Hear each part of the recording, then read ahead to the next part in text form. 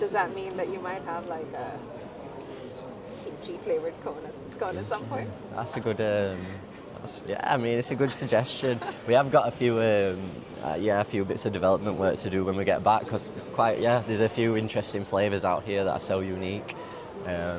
But yeah, certainly, why not?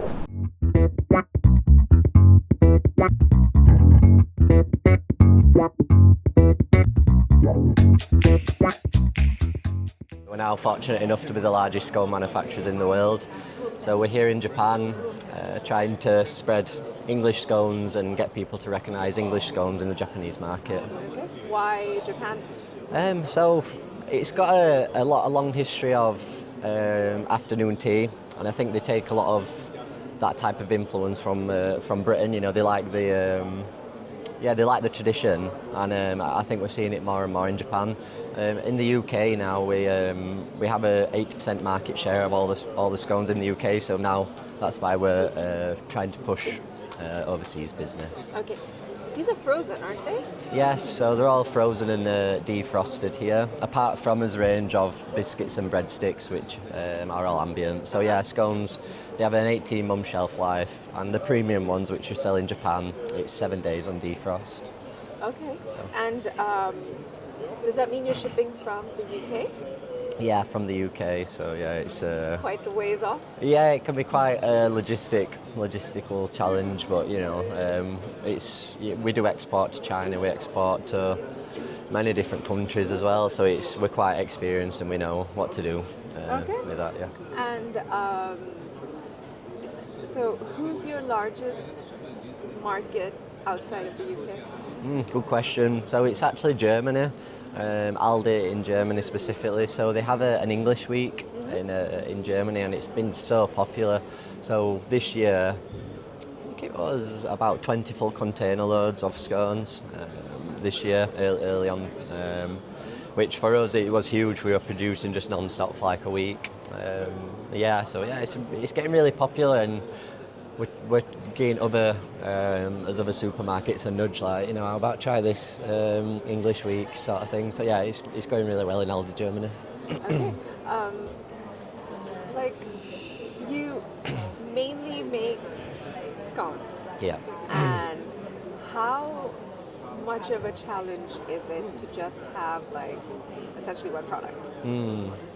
So yeah, mainly just scones. Like I said, we do branch out a little bit, but it can be, I guess it is challenging. I think customers and consumers are always looking for new flavours.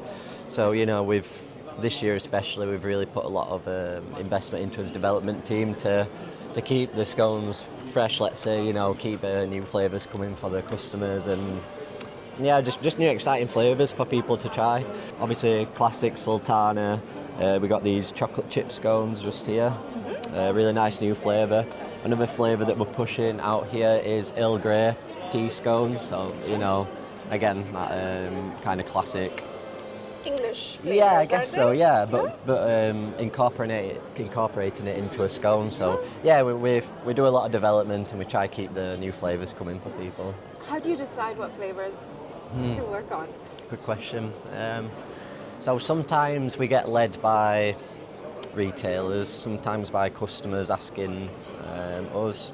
Other times there's certain trend reports that we follow. A lot of trends seem to come from Asia, work their way through America, and then Europe and England we get them after. So yeah, I guess it's just keeping informed with the new flavours. It might not always be scones. We look at other products, what flavours are doing well there, can we incorporate it? So yeah, it's just keeping ourselves well informed on the flavours that seem to be doing well in the market, and doing that development work on them too. Okay. Does that mean that you might have like a kimchi flavoured scone at some point? That's a good. I mean, it's a good suggestion. We have got a few bits of development work to do when we get back, because there's a few interesting flavours out here that are so unique. But yeah, certainly, why not? I mean, it sounds good to me. Yeah. If you see it, then I'll let you know. All right. So, in general, like it's a tough economic situation everywhere. So, what have some of the challenges been for you guys as a company? Sure. In your category? Well, I guess this may not. It may be too small of a category, so let's just go baked goods or frozen goods. Yeah, I across. think, yeah, baked goods especially. So we use a lot of butter in as products. So the challenges really, for us, one of the biggest challenges is commodities prices. So just to give an example, butter a few months ago was £6,000 per tonne, which for our industry is extremely high. It's normally half that. So we use many tons, tens of tons of butter a week. So that difference in commodity prices straight away, it can really give us not financial struggles, but it just makes us really need to look at what we're doing, make sure we stay efficient. And it's interesting sometimes. You can work the same amount, but cost the commodities are so difficult. Like you feel, you just obviously make a lot less money, and it's not. So yeah, I'd say commodities can be the biggest difficulty. I mean, flour also kind of Flour shot with up a bit. with the Ukraine situation, and they say Ukraine's the breadbasket of the world. The amount of flour and wheat that they export. So yeah, you quite rightly so. It's it was a big challenge. We're still navigating that as well. So yeah. How much of the costs have you had to pass them on to the consumer? Have you had to? No, we raise try prices? whenever we can. We soak up costs. There's been times where we've just been breaking even. We've not been making anything, but unless we really have to, that's the only time that we pass costs on to the supermarket. We really try as best not to, and we try and have like a good relationship with the supermarkets where they know that we're not going to just put costs up just because, why not? We really don't try to push costs on. We try and soak it up where we can, but we try and be more efficient so we can do that. Okay. And so what's the next big market for you guys? Good question. I mean, we're looking at doing shows in Singapore, exporting out there. I mean, one of the really interesting things that we're just starting to do. So we've developed his own cookie range. Oh. So cookies, obviously a really big market. We've developed his own branded packaging. As well as that, we're pushing biscuits and many other things. So yeah, we don't just do scones. We're trying to expand his product range. And yeah, we think cookies. It's a really solid one to go. Everyone loves cookies.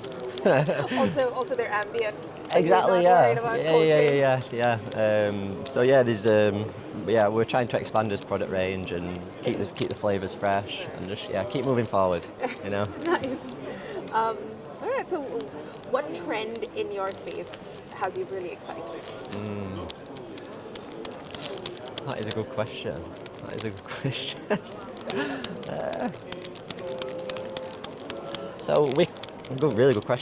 So with cookies, one of the real big trends with cookies is you can, it's like, so they call them, they're like filled cookies essentially. So when you're forming the cookie mold, you can put, it's like chocolate or whatever type of filling you'd want, and it kind of encapsulates it in the cookie, and it's quite a new thing to the market. So that's something that we're going to start looking at because they're very premium as well. So we like I said, keeping up with the trends, but that's one that's got me particularly excited. But yeah. So it's there's a filling inside. Yes. But it's not in these ones in particular, but that's some development that we're looking at doing. That's a trend that's. Would it be a soft cookie or a? It'd probably be a harder cookie, just to hold the filling. Right. But yeah, that's one that's got me particularly excited. Okay. To be fair. All right.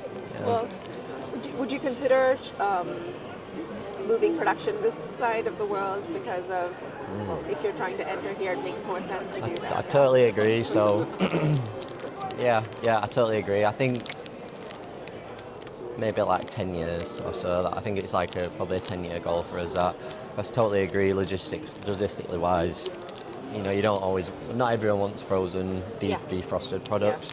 And as well shelf life. It just makes a lot of sense.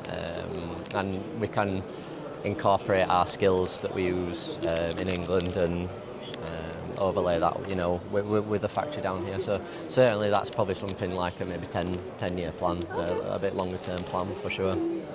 I have a question. These only need to be defrosted. Yeah. You can just, you don't have to heat them up, you don't have to put them in the oven or anything. You don't have to, but what I would recommend to people is sometimes you can either in oven for 5 minutes, 10 minutes, just warm them up, or a little bit in air fryer. So one of my favourite combinations is these chocolate ones. You put them in the air fryer for 5-8 minutes. And then you have them with ice cream, so it's like the chocolate chips inside melt, and it's that really nice fusion of like the hot and cold. Right. And it works so well, because there's so many different combinations with scones that kind of trying to educate people about. That's one particular that I would recommend to anyone. Okay. Yeah. Nice. Yeah. Oh, thank you so much. Thank you. Yeah, lovely to talk to you.